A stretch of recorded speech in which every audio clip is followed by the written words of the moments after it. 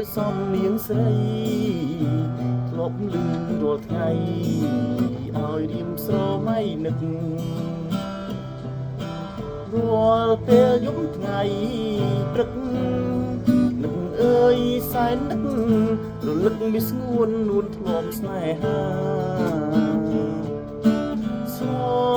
ណោះលៀងដោយសំនៀងស្នេហ៍បងច្រៀងបំពេអោកយលើអោរាអីលើបាត់ពៅទៅណាឲ្យរៀមខ្លោចផ្សាព្រោះតែគាត់ថាឃ្លាតឆ្ងាយពីបងអូន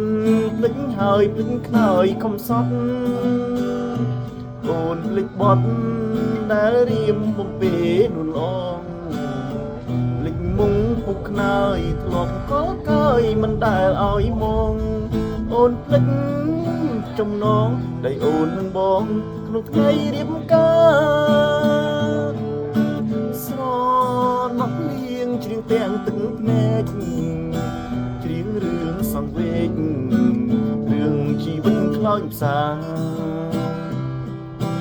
ថ្ងៃនេះទៅមុខកំព្រាវេទនា